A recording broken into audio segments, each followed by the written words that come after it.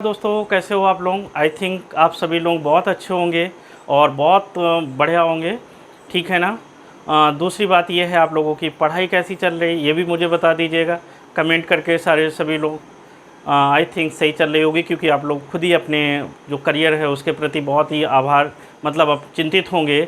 और जैसा कि आप लोगों को पता है, लगातार डेट आ रही है एग्ज़ाम की, तो आप सीरियस हो गए हैं।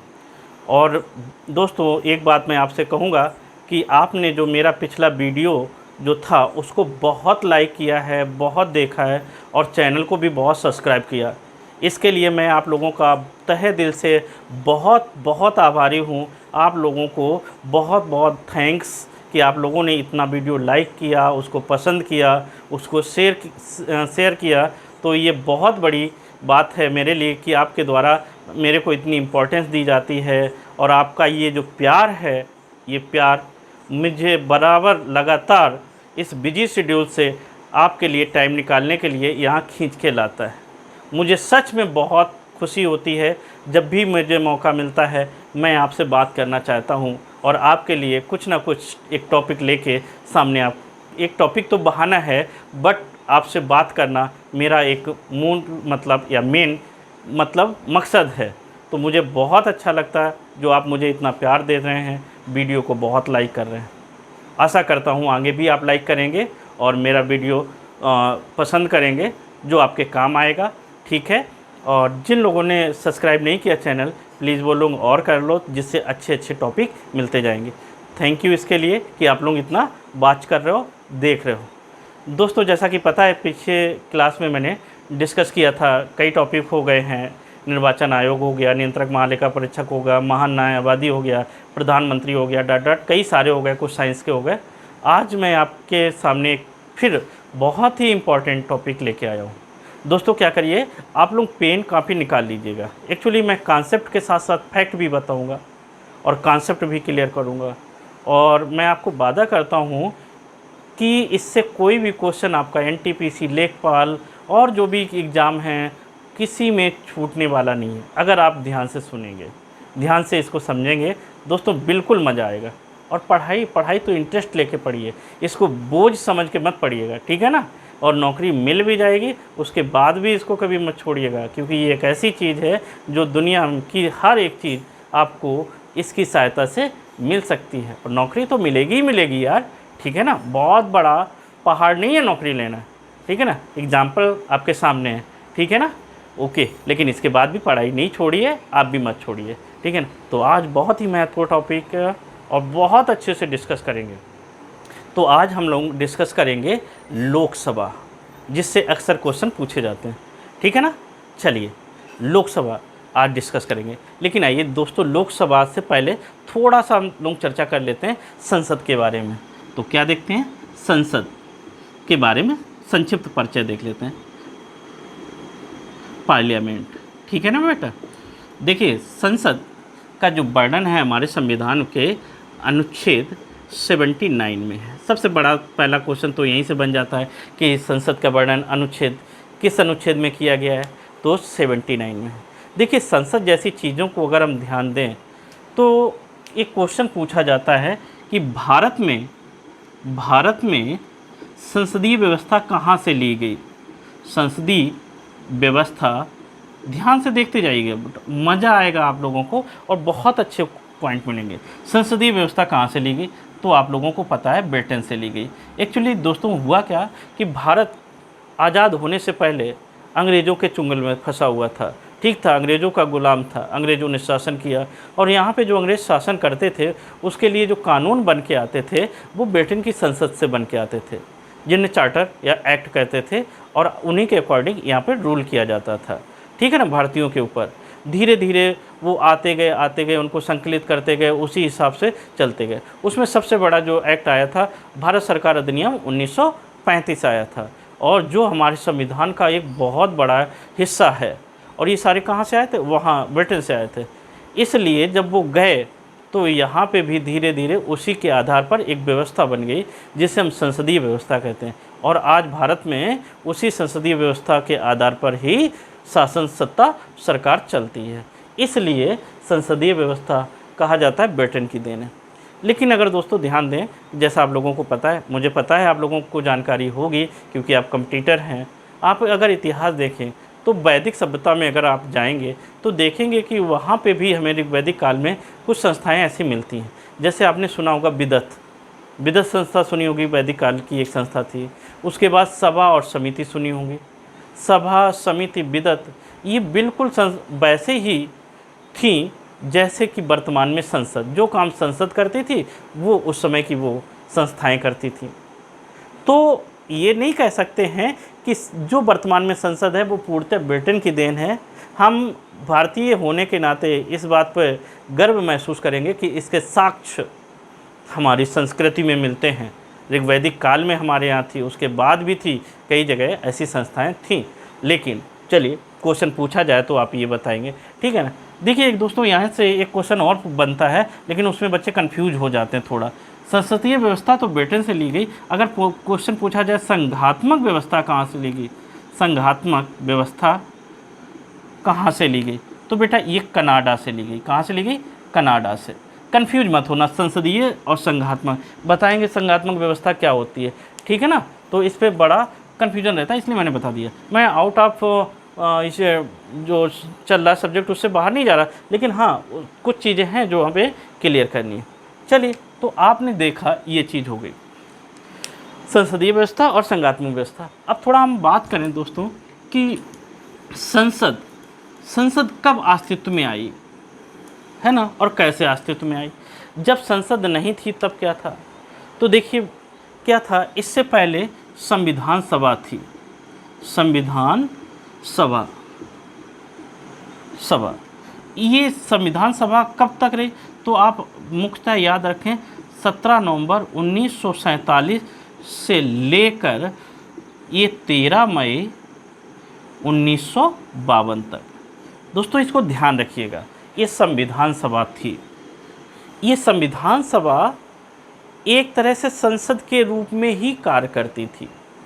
क्या मैं बोल रहा हूँ, ये संविधान सभा थी, ये एक अंतरिम संसद के रूप में काम करती थी। तो हम कह सकते हैं कि हमारी संविधान सभा द्वारा अगर पूछा जाए कितने कार्य किए जाते थे, तो ध्यान रखिए 2 काम किए जाते थे। एक तो काम किया जाता था संविधान का निर्माण, संविधान का निर्माण, क्योंकि संविधान सभा थी और संविधान सभा का मुख्य कार्य था संविधान का निर्माण। लेकिन दोस्तों अंग्रेज यहाँ से जा चुके थे, ठीक है ना। अब संविधान सभा को ही देखना था भारत में सारी व्यवस्था को। तो यही संविधान सभा संसद के रूप में भी काम करती थी, संसद के रूप में भी काम करती थी। अर्थात इसे संविधान सभा को अंतरिम संसद भी कहा जा सकता है, जिसके 2 काम थे, एक ये और एक ये। यहाँ पे एक खास बात ध्यान देने वाली है दोस्तों कि देखिए संविधान सभा है कितनी, एक, और ये किसका काम कर रही है, संसद का काम कर रही है। अर्थात हमारी संसद जो वर्तमान में है ये 2 सदनी है, लेकिन इससे पहले ये 1 सदनी भी थी। यानी हमारी संसद कैसी थी, एक सदनीय, एक ही सदन था जिसको हम संविधान सभा कह सकते हैं, ठीक है ना। अब आगे अगली बात देखिए दोस्तों, बहुत ध्यान से देखिए। संविधान सभा जो थी, जब इसकी मीटिंग होती थी संविधान को बनाने के लिए या संविधान के विषय पर चर्चा करने के लिए, तो इसकी जो अध्यक्षता करते थे, अध्यक्षता जो करते थे वो कौन करते थे बताइए आप लोगों को पता है, डॉक्टर राजेंद्र प्रसाद जो स्थायी अध्यक्ष थे, ठीक है ना। इससे पहले सच्चिदानंद थे, वयोवृद्ध थे, लेकिन वो स्थायी नहीं थे, ठीक है ना। इसकी अध्यक्षता करते थे डॉक्टर राजेंद्र प्रसाद जी, राजेंद्र प्रसाद, ठीक है।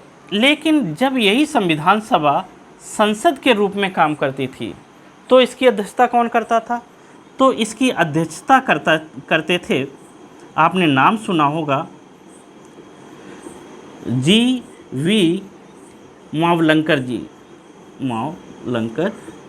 जी, ये इसकी अध्यक्षता करते थे। देखिए कौन अध्यक्षता करता था, ये करते थे।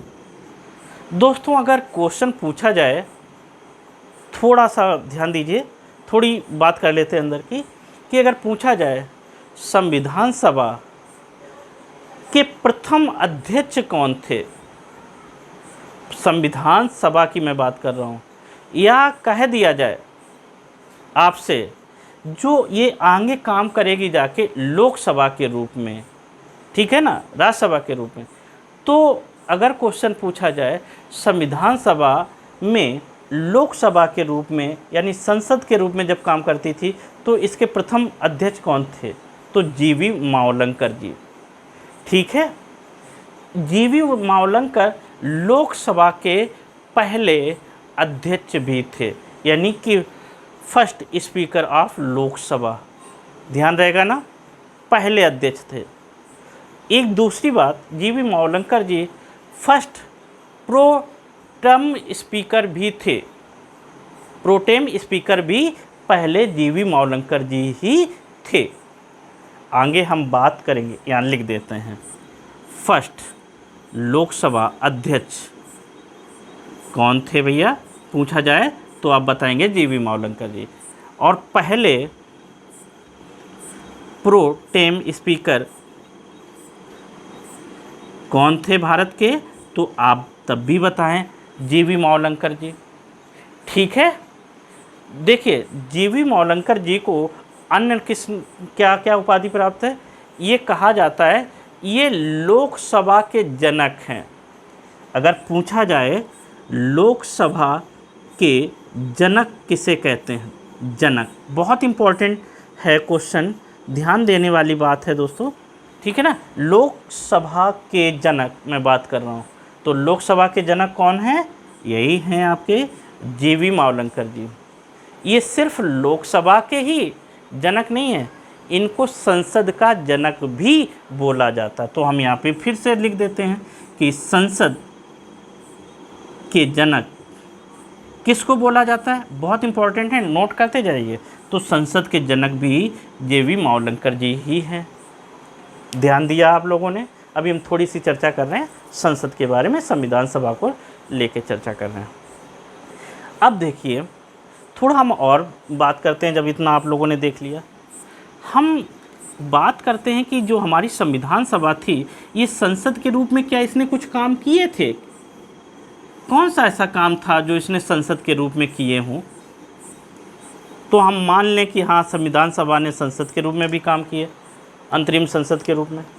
तो हम देखेंगे संविधान सभा ने ही क्या किया था, प्रथम प्रेसिडेंट को भी निर्वाचित किया था।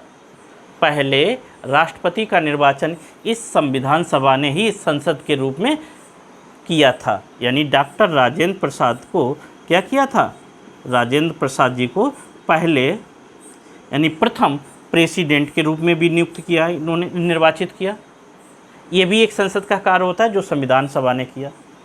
नंबर 2 अगर हम बात करें तो देखिए क्या होता है कि संविधान में संशोधन कौन कर सकता है, जाहिर सी बात है, आप जानते हैं सभी लोग, संसद ही कर सकती है। तो हमारे संविधान में पहला संविधान संशोधन कब हुआ, आप लोगों को पता है, आई नो। तो 1951 में पहला संविधान संशोधन हुआ, ठीक है ना। इस पहले संविधान संशोधन द्वारा क्या किया गया था, 9th शेड्यूल जो थी, 9वीं अनुसूची जोड़ी गई थी।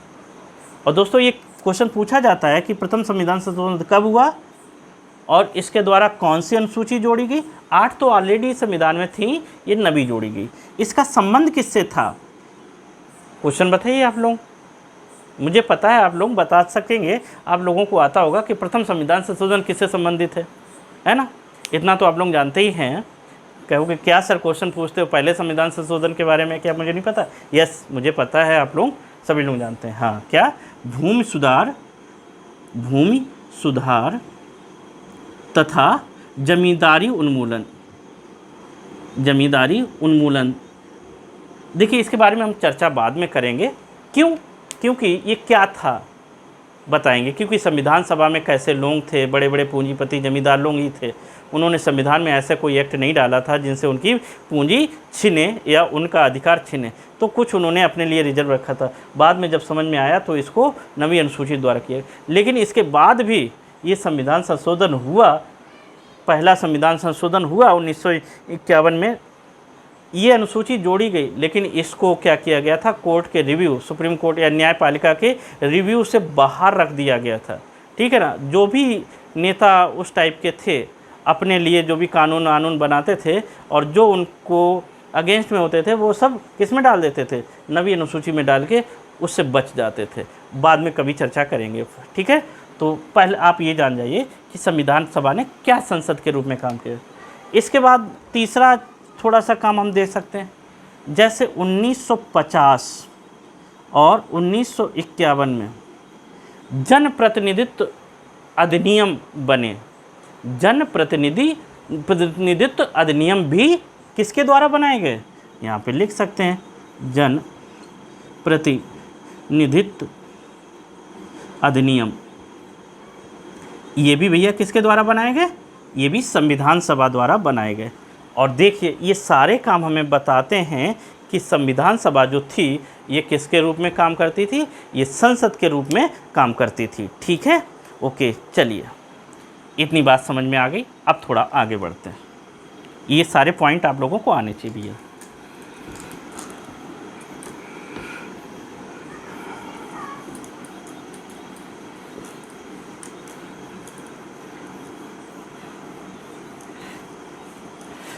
जैसा कि हमने बताया, आज हम लोगों का टॉपिक रहेगा लोकसभा। ठीक है ना। तो आते हैं, अब देखिए हम बात करते हैं संसद। इस संसद के कितने पार्ट होते हैं, 3 पार्ट होते हैं, राष्ट्रपति,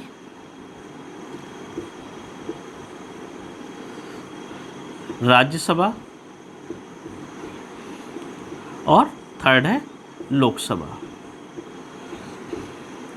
देखिए इसका वर्णन पढ़ेंगे 52 में, इसका 80 में और ये 81। ये अनुच्छेद हैं। ठीक है ना।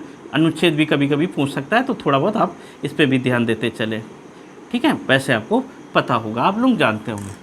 तो देखिए इसमें हमें आज डिस्कस करना है लोकसभा। ठीक है। तो आ जाते हैं लोकसभा पर।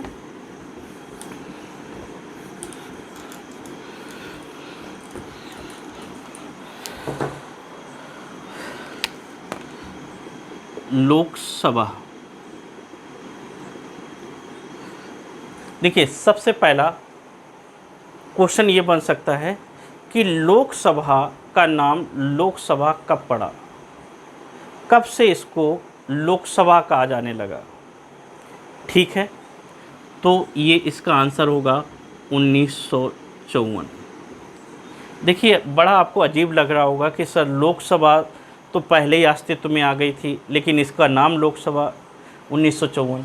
देखिए क्या है, ऐसा है कि सबसे पहले इसको लोकसभा के नाम से नहीं जानते थे, इसको बोलते थे house of people. House of people इसको बोलते थे, हाउस ऑफ पीपल, यानी कि लोगों का सभा। क्या नाम हुआ, लोगों की सभा। या इसका एक अन्य नाम है जनता का सदन, या इसको हम कहीं कहीं पे पूछा जाता है भावनाओं का सदन। बताएंगे ये सब नाम इसका क्यों पड़ा, भावनाओं का सदन। या इसको आम सदन भी बोला जाता है, आम सदन। या इसको निम्न सदन भी बोला जाता है, निम्न सदन भी बोला जाता है। या इसको लोकप्रिय सदन भी बोला जाता है। देखो दोस्तों ये सारे किसके नाम हैं, छोटी सी बात है, ये अक्सर सुनने को मिलते हैं, तो पूछा जा सकता है, तो आपको सबको पता रखना है। लोगों की सभा लोकसभा, जनता का सदन लोकसभा, भावनाओं का सदन आम सदन, निम्न सदन, लोकप्रिय सदन इत्यादि नामों से इसको लोकसभा को जाना जाता है। लेकिन ये लोकसभा जो नाम दिया गया 1954 में दिया गया, इससे पहले इसे हाउस ऑफ पीपल कहा जाता था। ठीक है, ध्यान रखिए इतनी बात, ये तो हो गई। और लोकसभा का जो वर्णन है वो अनुच्छेद 81 में है। इतनी बात आपको समझ में आ गई होगी। लोगों की सभा इसको इसलिए कहते हैं कि इसमें क्या होता है कि अभी बताऊंगा कि प्रत्यक्ष रूप से लोग इसमें वोटिंग में भाग लेते हैं और इनका प्रतिनिधित्व करते हैं लोकसभा के मेंबर, इसलिए लोगों की सभा। सेम है जनता, यानी कि जनता का प्रतिनिधित्व करती है, इसलिए इसको लोग जनता का सदन कहते हैं।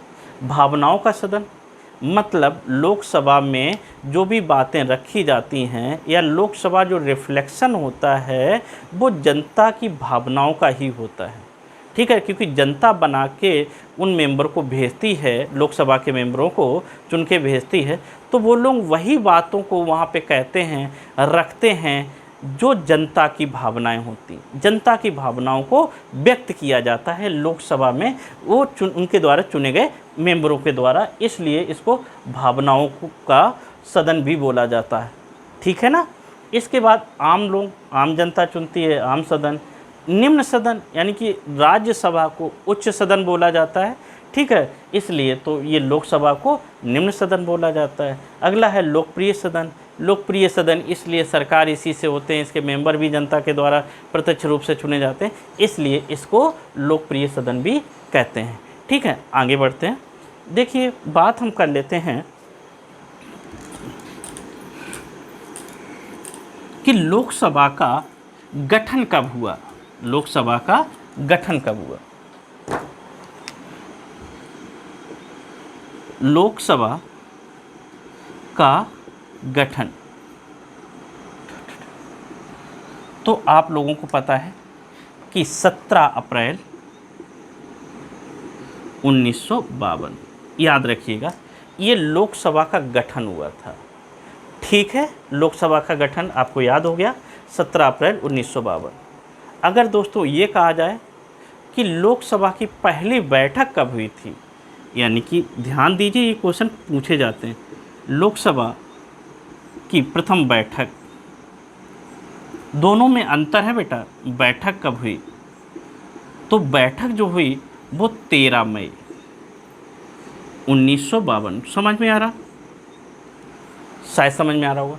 देखिए लोकसभा की गठन हुआ 17 अप्रैल को और बैठक कब हुई? 13 मई। अब देखिए 17 अप्रैल को गठन और बैठक, पहली बैठक जो हुई 13 मई 1952। आपसे पूछ दिया जाए राज्यसभा की पहली बैठक कब हुई, अगर आगे बताऊंगा, यहाँ पे अगर लोकसभा की जगह राज्यसभा कह दिया जाए तो इसकी भी प्रथम बैठक 13 मई 1952 को ही हुई थी, ठीक है ना। नेक्स्ट इसकी अगर हम बात करें कि गठन का मतलब क्या है, गठन का मतलब ये है कि लोकसभा जो होती है उसमें मेंबर चुन के आते हैं, लोगों का निर्वाचन होता है जनता द्वारा, प्रत्यक्ष रूप से वो चुन के आते हैं, ठीक है ना। जो जब चुन के आते हैं तो उससे क्या बनती है? लोकसभा बनती है। तो जब निर्वाचन होके आते हैं तो प्रथम लोकसभा का गठन होता है, फिर उसके बाद गठन हो जाने के बाद फिर लोकसभा जब आ जाती है अस्तित्व में, राज्यसभा भी आ जाती है, फिर इनकी बैठकों का दौर चालू होता है, बैठकें होती हैं तो बैठते हैं, ठीक है ना। तो देखिए आपको याद होना चाहिए कि इनके चुनाव हुए थे। जब प्रथम लोकसभा के चुनाव हुए थे तो कितनी सीटों पे चुनाव हुए थे, क्वेश्चन ये भी पूछा जा सकता है, ठीक है। क्या क्वेश्चन पूछा जाता है? लोकसभा, प्रथम जो लोकसभा गठित हुई थी वो कितनी सीटें थीं? तो प्रथम लोकसभा की सीटें, प्रथम, ऐसे लोकसभा को हम ऐसे लिख देते हैं, लोकसभा के गठन में कितने मेंबर थे? तो आप बताएंगे 384 मेंबर, ठीक है ना। इतने लोग चुने थे। अगर क्वेश्चन ये पूछा जाए कि पहली जब लोकसभा गठित हुई थी तो सबसे ज़्यादा किस पार्टी को वोट मिले थे, यानी सदन जो मेंबर ऑफ लोकसभा चुन के आए थे, यानी कि सीटें किस पार्टी को सबसे ज़्यादा सीटें मिली थी, तो आप बताएंगे कांग्रेस पार्टी। कांग्रेस पार्टी जो थी उसको सबसे ज़्यादा 364 के आसपास सीटें मिली थी, ठीक है। ध्यान रखेंगे इसको कि इसके बाद ये सीटें प्राप्त हुई थी। आगे आ जाइए, नेक्स्ट बात करते हैं। इतनी बात जब आपको समझ में आ गई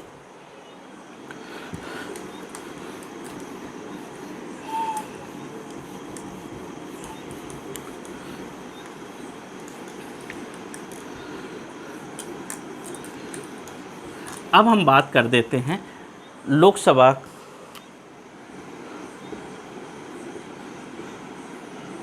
लोकसभा के बारे में। सदस्य लोकसभा जो वर्तमान संविधान सभा है, वर्तमान जो लोकसभा है उसमें कितने लोग होते हैं? तो देखिए इसमें जो टोटल लोग होते हैं वो 552 सदस्य होते हैं। कितने होते हैं? 552 सदस्य होते हैं। इनका डिस्ट्रीब्यूशन क्या है? देखिए कहा गया है कि 530 सदस्य जो होते हैं वो राज्यों की जनता, यानी यहाँ मैं लिख देता हूँ, जनता के द्वारा, यानी राज्यों के जो राज्य हैं वहाँ की जनता प्रत्यक्ष रूप से चुन के भेजती है। इसके बाद जो 20 सदस्य होते हैं इनका निर्वाचन केंद्र शासित राज्यों से होता है। कहाँ से होता है? केंद्र शासित राज्यों से, केंद्र शासित। इसके बाद आपका बचा हुआ 2 सदस्य, तो 2 सदस्यों का निर्वाचन जो होता है, निर्वाचन नहीं होता है, 2 सदस्यों को मनोनीत किया जाता है। मनोनीत किसके द्वारा? प्रेसिडेंट ऑफ इंडिया के द्वारा। ये इतनी बात समझने की कोशिश करिए, ये होता है। लेकिन आपको पता है कि वर्तमान में ये जो संख्या है वो कितनी है? 545। यानी अगर हम वर्तमान में करें कि वर्तमान में जो संख्या है वो 545 है। संविधान में 552 सीटों का जिक्र है, लेकिन वर्तमान में संख्या इतनी है। ये कैसे है दोस्तों? आपको पता है, लेकिन फिर भी मैं थोड़ा डिस्कस कर लेता हूँ कि 530 सदस्य तो राज्यों के जनता से आ जाते हैं, जनता द्वारा। लेकिन क्या है बेटा कि 13 सदस्य जो हैं केंद्र शासित प्रदेशों से चुन के आ जाते हैं, ठीक है ना। और जो 2 सदस्य हैं वो एंग्लो इंडियन राष्ट्रपति द्वारा मनोनीत कर दिए जाते हैं। और बचे हुए अब यहाँ देखते हैं कि 7 सदस्य वो चुन के नहीं आते हैं। क्यों? तो आप लोगों को ये बात भी पता है, यहाँ देख लेते हैं कि जो 7 सदस्य हैं ये रिक्त हैं, ये पद रिक्त हैं। ये रिक्त क्यों हैं? वो रिक्त इसलिए हैं कि हम लोग परिचित हैं कि जम्मू कश्मीर जो अपना राज्य है उसका बहुत सा हिस्सा जो है एक ऊपर का क्या कर रखा है कि जम्मू कश्मीर का जो पार्ट है वो पाकिस्तान ने उस पर अधिकार कर रखा है, जिसे हम लोग पाक ऑक्युपाइड कश्मीर बोलते हैं। तो जो 7 सीटें हैं वो वहाँ के लिए आरक्षित हैं, ठीक है ना। जब कभी भारत उसको ऑक्युपाइड करेगा, अपने कब्जे में लेगा, तो उस क्षेत्र में 7 लोकसभा सीटें सृजित करेगा, तो वहाँ के लिए हैं। तो ये बात है। अब आइए दोस्तों एक छोटी सी बात कर लेते हैं। बात ये कर लेते हैं कि लोकसभा में इन जो सीटें हैं इनमें आरक्षण की भी बात कही गई। यहीं पे हम आपसे बात कर लेते हैं। लोकसभा में आरक्षण भी है। आरक्षण क्या है? कहा गया है कि जो हमारे एससी है, एससी यानी अनुसूचित जनजाति और अनुसूचित जाति, जो अनुसूचित जाति और जनजाति हैं इनके लिए भी संविधान में कुछ सीटें आरक्षित करके रखी गई हैं। अब हम बात करते हैं कि कौन सी सीट कितनी आरक्षित करके यहाँ पे रखी गई हुई हैं, जिनको हम विशेष ध्यान से देखते हैं। तो देखिए ये जो आरक्षण है इसको ध्यान से थोड़ा देख लो, है ना। कहा गया, अच्छा आरक्षण, लोकसभा में आरक्षण, कहाँ पे आरक्षण? लोकसभा में आरक्षण की बात है कि किसके लिए कितनी सीटें। तो एससी के लिए 84 सीटें आरक्षित हैं, ठीक है ना। और एसटी के लिए 47 सीटें आरक्षित हैं। ध्यान दीजिएगा, लोकसभा में आरक्षण, सीटों की आरक्षण की बात कही गई है। एससी के लिए 84 सीटें आरक्षित हैं और एसटी के लिए 47 सीटें आरक्षित हैं। लेकिन ये प्रारंभ में जो आरक्षण था वो सिर्फ 10 वर्ष के लिए था। लेकिन क्या है, आरक्षण जैसी चीज़ लगातार बढ़ती चली जा रही और आगे भी बढ़ती चली जाएगी। कोई नहीं, बात याद रखिए ये कि ये आरक्षण का प्रावधान संविधान के किस अनुच्छेद में है। क्वेश्चन पूछा जाएगा दोस्तों कि लोकसभा में सीटों का आरक्षण किस अनुच्छेद के तहत दिया गया है। या प्रावधान किस अनुच्छेद के तहत है? तो आप याद रखें, अनुच्छेद 330 के तहत। अनुच्छेद 330 में एससी और एसटी के लिए लोकसभा में सीटों का आरक्षण है। एक बात और कर लेते हैं दोस्तों, एंग्लो इंडियन। चलिए हम पहले इसको साफ करते हैं, फिर आपको डिस्कस करते हैं।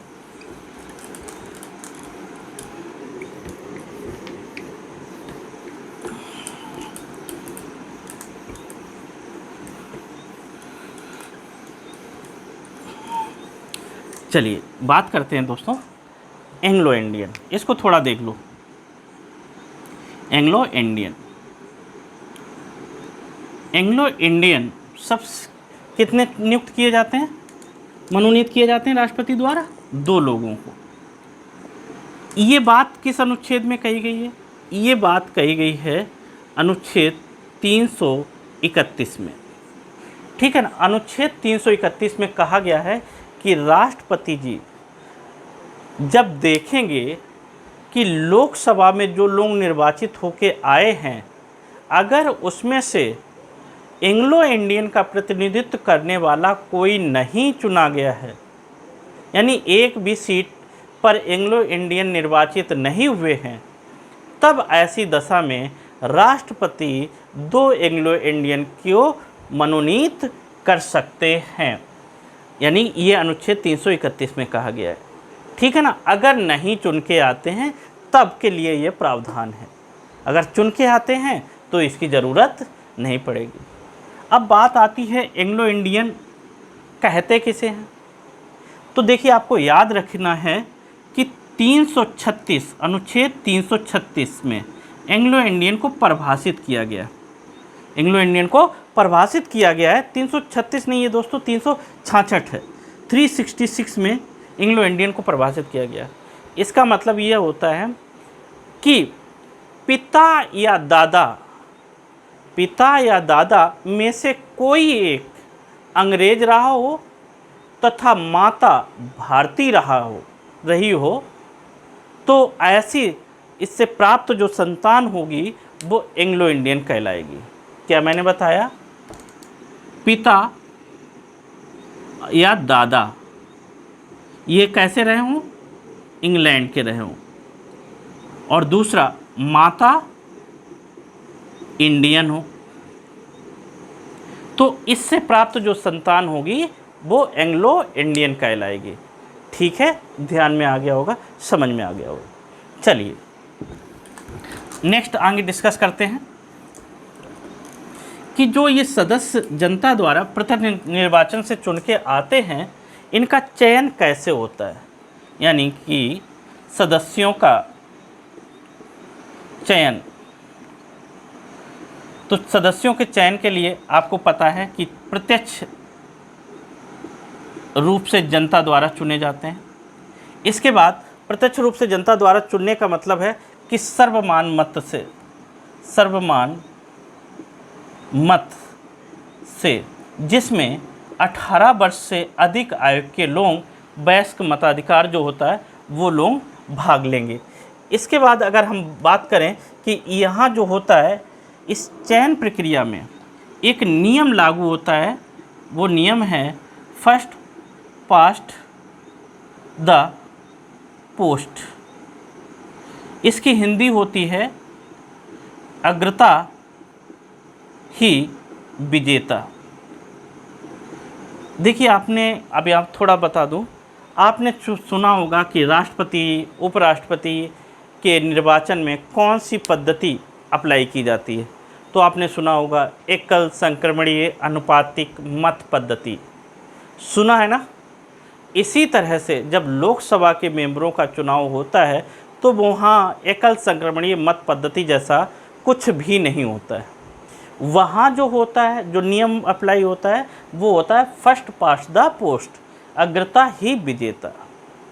देखिए यहाँ देख लीजिए, जैसे प्रेसिडेंट को हम पीस बता रहे हैं, इसका जब निर्वाचन होता है तो कहा जाता है 50% + 1 मत प्राप्त होने चाहिए। जबकि मान लिया लोकसभा के लिए A, B, C 3 लोग खड़े हुए हैं, इसको 10 वोट मिले हैं, इसको 15 वोट मिले हैं और इसको 7 वोट मिले। तो यहाँ पे क्या होता है लोकसभा में किसी मेंबर के लिए, जिसको सबसे ज़्यादा वोट मिले हैं वही क्या होता है, निर्वाचित हो जाता है, वही विजेता घोषित कर दिया जाता है। यानी कि जिसको सबसे ज़्यादा मिल जाते हैं, अग्र जो सबसे आगे होता है वही विजेता होता है। इसे कहते हैं अग्रता ही विजेता। जबकि राष्ट्रपति वगैरह में क्या होता है, मान लिया राष्ट्रपति में के पद के लिए एक्स, वाई और जेड, समझ लीजिए थोड़ा सा, 3 लोग खड़े हुए हैं। अब इसमें क्या है, किसी को 7 वोट मिले, 10 वोट मिले और 15 वोट मिले। तो इसमें ये देखा जाता है एकल संक्रमण अनुपातिक मत पद्धति में कि यहाँ देखा कि सबसे कम किसको मिले हैं। यहाँ 7 की जगह अगर हम 6 कर लें तो ज़्यादा ठीक है, कि देखा जाता है कि सबसे कम किसको मिले हैं। तो यहाँ हम देखते हैं कि इसको सबसे कम मिले हैं और यहाँ वरीयता के आधार पर वोट डाले जाते हैं। तो इस वाले के जो वोट हैं इनको लेके क्या किया जाएगा, वरीयता के आधार पर दोनों में बराबर बराबर बांट दिए जाएंगे। और जब बराबर बराबर बांट दिए जाएंगे तो जाहिर सी बात है 3 इसको मिलेंगे, यहाँ 3 इसको मिलेंगे, इसके पास 18 हो गए, इसके पास 13 हो गए। अब देखिए टोटल वोट करें तो उसमें 50% प्लस किसको मिल रहे हैं, इसको मिल रहे हैं, इसके 18 हैं, इसके 13 हैं, ठीक है ना। तो इसके पास जेड के पास 50% से ज़्यादा मत हैं, तो इसलिए जेड को प्रेसिडेंट बनाया जाएगा। यानी कि यहाँ पे 50% प्लस किया जाता है और यहाँ ऐसी कोई व्यवस्था नहीं होती है। तो इस व्यवस्था को ही ध्यान से समझ लीजिएगा, क्या बोला जाता है, फर्स्ट पास्ट द पोस्ट कहा जाता है, अग्रता ही विजेता कहा जाता है। जबकि ये इस पद्धति को क्या कहा जाता है, इस पद्धति को कहा जाता है एकल संक्रमणीय अनुपातिक मत पद्धति, ठीक है ना। ये आप लोग जानते होंगे, ठीक है, दोनों में ये अंतर होता है, अच्छे से समझ लीजिएगा। चलिए नेक्स्ट अब हम बात कर लेते हैं। ऐसे तो ये संसद के सदस्य चुन के लोकसभा के चुन के आते हैं, आगे हम बात करते हैं इनकी योग्यता कि लोकसभा का सदस्य चुनने के लिए क्या क्या योग्यताएं होनी चाहिए। ये बेटा कॉन्सेप्ट हैं, इनको थोड़ा सा समझते जाइएगा। ये विशेष रूप से हर एक चीज़ को डिफ़ाइन कर रहा हूँ जो मैं ये इसलिए कर रहा हूँ कि कहीं से भी कोई भी क्वेश्चन पूछा जाए तो छूटे नहीं। चलिए लोकसभा सदस्य के लिए योग्यता की अगर हम बात करें तो सबसे पहले आपने देखा है कि ही और she should be citizen of India, Bharat का नागरिक होना चाहिए, नागरिक होना चाहिए। नंबर 2, लोकसभा के लिए 25 वर्ष की आयु पूरी कर लेनी चाहिए, यानी कितनी, 25 ईयर। नंबर 3, वह लाभ के पद पर ना हो, लाभ के पद पर ना हो। और लाभ का पद आगे डिफाइन किया गया है और कहा गया है कि कौन कौन से लाभ के पद नहीं होते हैं। आप ऐसे सिंपल समझ लीजिए, जो सरकारी पद होते हैं, सरकारी नौकरी, वो लाभ के पद होते हैं, ठीक है ना। मंत्री, सांसद, विधायक, प्रधानमंत्री, राष्ट्रपति, ये लाभ के पद नहीं होते हैं, ऐसे जानिए। नंबर 4, मानसिक रूप से विकृत ना हो, यानी पागल या दिवालिया ना हो। ये योग्यताएं अगर कोई भी व्यक्ति रखता है तो वो लोकसभा का चुनाव लड़ने के योग्य होता है, ठीक है। अब आपने देखा योग्यताएं, आगे हम देख लेते हैं कार्यकाल। ध्यान से देखिएगा, थोड़ा यहाँ से क्वेश्चन बन जाता है कि लोकसभा कार्यकाल। देखिए मुख्यतः आपने पढ़ा होगा कि लोकसभा का जो कार्यकाल होता है वो 5 वर्ष होता है, यानी कि 5 वर्ष का कार्यकाल होता है। देखिए अर्थात यहाँ के जो मेंबर चुन के आते हैं वो 5 साल के लिए चुन के आते हैं। आगे हम और भी बात कुछ करेंगे। देखिए कभी कभी क्या है, 5 वर्ष तो कार्यकाल है, अगर राष्ट्रपति को ये लगता है कि जिस के पास सरकार है, जो सरकार चला रहा है, उसके पास लोकसभा में अगर बहुमत नहीं है तो क्या कर सकता है, वो लोकसभा को 5 साल पूरे होने से पहले भी विघटित कर सकता है। यानी कि अनुच्छेद पूछा जाता है, अनुच्छेद 85 के तहत प्रेसिडेंट ऑफ इंडिया क्या कर सकता है, उससे पहले भी लोकसभा को भंग कर सकता है, याद रखिएगा, ठीक है ना। तो ऐसी दशा में कम हो जाएगा। अगली बात कर लेते हैं कार्यकाल के बारे में ही। क्या होता है, संविधान में कहा गया है कि अगर राष्ट्रीय आपात लगा हुआ है, राष्ट्रीय आपात की स्थिति है, आपात की स्थिति है और देश में चुनाव कराने संभव नहीं है, आदर्श दशाएं नहीं हैं, तो ऐसी दशा में क्या किया जा सकता है, ये लोकसभा का कार्यकाल एक बार में 1 वर्ष के लिए बढ़ाया जा सकता है। अगर फिर देखा गया कि 1 वर्ष बाद सामान्य स्थिति नहीं हो रही तो फिर से 1 वर्ष बढ़ाया जा सकता है। अगर फिर भी कंडीशन नहीं है तो 1 वर्ष फिर बढ़ाया जा सकता है। यानी 1-1 वर्ष करके लोकसभा का कार्यकाल आगे बढ़ाया जा सकता है, लेकिन कोशिश ये की जाती है कि जैसे स्थिति सामान्य हो चुनाव करवा लिए जाए। आपको ध्यान होगा कि इंदिरा गांधी जी ने क्या किया था, 1976 में लोकसभा का कार्यकाल 1 वर्ष के लिए बढ़ा दिया था। क्या कर दिया था, लोकसभा का कार्यकाल 5 की जगह 6 वर्ष कर दिया था, ठीक है ना। उसके बाद फिर मोरारजी देसाई की सरकार आई, उन्होंने फिर से उसको क्या किया, 5 वर्ष कर दिया। तो लोकसभा का जो कार्यकाल होता है उसके बारे में आपने देखा कि 5 की जगह 6 भी हो सकता है, और समय रहते हुए अगर बहुमत नहीं प्राप्त है तो बहुमत ना प्राप्त होने की दशा में क्या किया जा सकता है, अनुच्छेद 85 के तहत राष्ट्रपति लोकसभा को भंग भी कर सकता है। शायद ये पॉइंट समझ में आ रहे होंगे। अब आगे चलो हम देख लेते हैं कि लोकसभा जो होती है उसमें पीठासीन अधिकारी की बात करते हैं। क्वेश्चन पूछा जाता है लोकसभा के पीठासीन अधिकारी कौन होते हैं। यानी कि हम बात कर लेते हैं लोकसभा अध्यक्ष एवं उपाध्यक्ष। देखिए क्या करती है, लोकसभा जो होती है उसमें लोकसभा के मेंबर ही अपने में से किसी एक व्यक्ति को उसका अध्यक्ष नियुक्त कर लेते हैं और दूसरा एक उपाध्यक्ष को नियुक्त कर लेते हैं।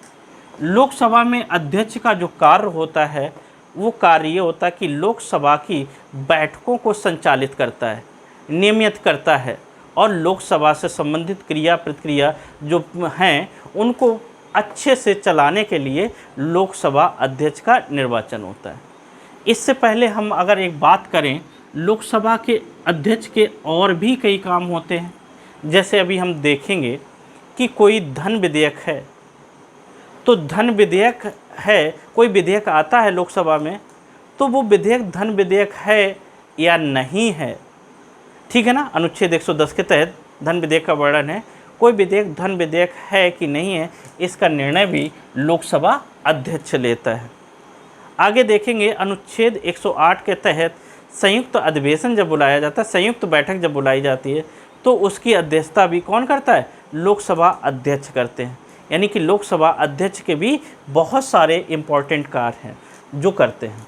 दूसरी बात आती है कि अगर इनको हटाना हो, लोकसभा अगर अध्यक्ष नहीं है तो उपाध्यक्ष इसका कार्य करेगा।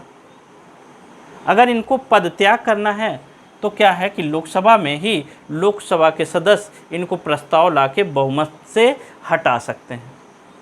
दूसरी बात, अगर ये त्यागपत्र देना चाहते हैं तो लोकसभा अध्यक्ष उपाध्यक्ष को त्यागपत्र दे देता है और उपाध्यक्ष क्या करता है, अध्यक्ष को त्यागपत्र सौंप सकता है, ठीक है ना। तो एक बार अध्यक्ष की हमने शक्तियाँ क्या बताई, इसको धन विधेयक के बारे में शक्तियाँ प्राप्त हैं जिसका वर्णन अनुच्छेद 110 में किया गया है कि कोई विधेयक धन विधेयक है कि नहीं है। अगला है, मैंने क्या बताया, संयुक्त बैठक जो बुलाई जाती है अनुच्छेद 108 के तहत, उसकी अध्यक्षता ये करता है, ठीक है ना, ये अध्यक्षता करता है। इसके बाद अगर हम इसकी अन्य उपाधि के बारे में, जैसे आप लोगों ने देखा है कि लोकसभा में कोई मीटिंग चल रही है और उस पर वोटिंग हो रही है, तो वोटिंग की दशा में अगर क्या होता है कि बराबर बराबर मत प्राप्त होते हैं तो निर्णायक मत जो देता है, निर्णायक मत दे सकता है। कब? बराबर बराबर वोटिंग की दशा में निर्णायक मत के रूप में भी लोकसभा अध्यक्ष क्या कर सकता है? मत दे सकता है। तो ये आपने देखे उपाध्यक्ष और अध्यक्ष, इनका देखिए एक पूछा ये भी जा सकता है, अध्यक्ष और उपाध्यक्ष का वर्णन संविधान के किस अनुच्छेद में है? तो आप लोग ये भी याद रखिए, इन दोनों का वर्णन आर्टिकल 93 से लेकर 97 तक किया गया है। ठीक है ना। लोकसभा अध्यक्ष और उपाध्यक्ष का वर्णन संविधान में अनुच्छेद 93 से 97 तक किया गया है। चलिए आगे बात करते हैं कि चलिए अब देखते हैं कि लोकसभा से संबंधित कुछ विशेष प्रावधानों पर चर्चा कर लेते हैं। आपने अध्यक्ष और उपाध्यक्ष देखा, कार्यकाल देखा, इनका निर्वाचन देखा, तो अब हमारे पास बचता है कि लोकसभा के विशेष प्रावधान इम्पॉर्टेंट है, ध्यान से देखिएगा कि क्या क्या इसको ऐसे चीज़ें हैं जो इसको राज्यसभा से अलग करता है। तो सबसे पहले अगर हम बात करें कि नंबर 1 कि धन विधेयक जो होता है, कहा गया है कि सबसे पहले लोकसभा में ही लाया जाता है, यानी कि धन विधेयक पर लोकसभा को ही अधिकार है। ठीक है। ये लोकसभा को अधिकार क्यों है या लोकसभा पे क्यों लाया जाता है? क्योंकि जो धन विधेयक होते हैं जिनका वर्णन अनुच्छेद 10 में है, एक्चुअली होता ये है कि धन विधेयक जो होते हैं वो करों से संबंधित होते हैं, टैक्स से संबंधित होते हैं। और टैक्स किससे वसूले जाते हैं? जनता के द्वारा वसूले जाते हैं, जनता से वसूले जाते हैं। जब जनता से टैक्स वसूले जाते हैं तो कहीं ज़्यादा टैक्स ना वसूल लिए जाएं या जनता के हितों का ध्यान ना रखा जाए, कहीं ऐसा ना हो जाए। इसलिए क्या किया जाता है कि जनता के द्वारा चुने गए लोगों के द्वारा ही उस पर निर्णय लेने का अधिकार होता है कि बढ़ाएं, घटाएं, कम करें या क्या करें। ठीक है ना। इसलिए धन विधेयक को क्या किया जाता है? लोकसभा में ही इंट्रोड्यूस किया जाता है। हाँ, राज्यसभा के पास भेजा जाता है और उसको 14 दिन का समय दिया जाता है। वो पास करे या ना पास करे, 14 दिन बाद उसको पारित मान लिया जाता है। इस विषय में लोकसभा क्या है? राज्यसभा से आगे मतलब विशेष प्रावधान रखती है। नेक्स्ट अगर हम बात करें सरकार बनाने की, कि जो सरकार बनानी होती है, जब कोई सरकार बनती है तो उसके लिए ज़रूरी होता है कि लोकसभा में बहुमत होना चाहिए। अगर लोकसभा में बहुमत नहीं है तो सरकार नहीं बनाई जा सकती। राज्यसभा में कितना भी बहुमत बना रहे, अगर लोकसभा में बहुमत नहीं है तो सरकार नहीं बन सकती। ठीक है ना। दूसरी बात, नेक्स्ट अगर हम लोकसभा की बात करें कि देखिए क्या होता है कि एक तो विशेषाधिकार यही है कि जब संयुक्त बैठक बैठती है, संयुक्त बैठक, तो उसमें क्या होता है? अध्यक्षता लोकसभा अध्यक्ष करते हैं। और लोकसभा अध्यक्ष करते हैं तो क्या होता है कि यहाँ पे अगर देखें कोई संयुक्त बैठक हो रही तो लोकसभा में कितने मेंबर होते हैं? 552 ना करके 545। राज्यसभा में कितने होते हैं? 250। अगर यहाँ पे संयुक्त बैठक बैठेगी और डिस्कशन होगा, वोटिंग होगा, तो जाहिर सी बात है कि ये जो निर्णय उसी की तरफ जाएगा जिस तरफ लोकसभा के सदस्य क्या करेंगे, उसको कहेंगे। यानी लोकसभा के सदस्य ज़्यादा होने के कारण यानी कि लोकसभा का इसमें प्रभुत्व रहता है। तो एक तो ये लोकसभा को फ़ायदा है। अगला अगर हम देखें राष्ट्रीय आपात के समय की अगर हम बात करें, राष्ट्रीय अगर आपात लगा है तो क्या होता है कि मंत्रिमंडल, और मंत्रिमंडल में कौन कौन होता है? मंत्रिमंडल में होते हैं कैबिनेट और प्लस प्रधानमंत्री। तो ये लोग क्या करते हैं कि देखते हैं, और ये मेंबर होते हैं किसके? लोकसभा के। और ये लोकसभा के मेंबर होने की वजह से यानी बहुमत होने की वजह से अपने आधार पर राष्ट्रीय आपात को लगवा सकते हैं लिखित रूप से कह के। एक तो ये इसका एक अधिकार हो गया। ठीक है ना। आगे अगर हम बात करें लोकसभा को विशेष प्रावधानों की बात करें तो क्या होता है कि मंत्रिपरिषद में अधिकांश जो सदस्य होते हैं वो लोकसभा के ही होते हैं, ठीक है ना। लोकसभा के मेंबर ज़्यादा होने की वजह से कहा जाता है कि इनकी जो संख्या होती है लोकसभा के कुल मेंबरों का 15% के आसपास होनी चाहिए। तो 15% के आसपास होनी चाहिए। तो यहाँ देखते हैं लोकसभा का प्रभाव ज़्यादा, इसलिए क्या होता है जो मंत्रिपरिषद होती है कहा जाता है लोकसभा के प्रति उत्तरदायी होती है। किसके प्रति उत्तरदायी होती है? लोकसभा के प्रति। अगर प्रधानमंत्री अपना इस्तीफा दे देता है तो क्या होता है, पूरी मंत्रिपरिषद भंग हो जाती है। एक हम और बात कर सकते हैं लोकसभा के बारे में कि कह सकते हैं विश्वास प्रस्ताव और अविश्वास प्रस्ताव, ये भी दोनों कहाँ लाए जाते हैं? लोकसभा में ही लाए जाते हैं, ठीक है ना, क्योंकि लोकसभा में ही बहुमत होने पर सरकार बनती है। विश्वास प्रस्ताव कौन लाता है? सरकार लाती है या सरकार की तरफ से लाया जाता है। वो ये दिखाना चाहती है कि मेरे पास बहुमत है, ठीक है ना। और अविश्वास प्रस्ताव कौन लाएगा? हमेशा विपक्ष की पार्टी लाएगी, ठीक है ना, अपोजिशन की पार्टी लाएगी। तो वो लाती है, वो ये सिद्ध करवाना चाहती है कि वोटिंग करवाइए और आपके पास विश्वास नहीं है, इतने लोगों का बहुमत नहीं है, तो उसको कहते हैं अविश्वास प्रस्ताव। यानी अविश्वास प्रस्ताव तथा विश्वास प्रस्ताव भी कहाँ लाया जाता है? लोकसभा में लाया जाता है। तो इस तरह से हम देखते हैं कि लोकसभा के कुछ ऐसे प्रावधान हैं जो राज्यसभा को प्राप्त नहीं हैं, ठीक है ना दोस्तों। तो इस तरह से कुछ लोकसभा के बारे में आज हमने चर्चा किया, संसद के बारे में चर्चा किया। चलिए नेक्स्ट क्लास में हम आपसे कुछ अन्य टॉपिक पे यानी राज्यसभा के बारे में या राष्ट्रपति के बारे में बहुत जल्दी चर्चा करूँगा, ठीक है। Thank you very much. जय हिंद, जय भारत।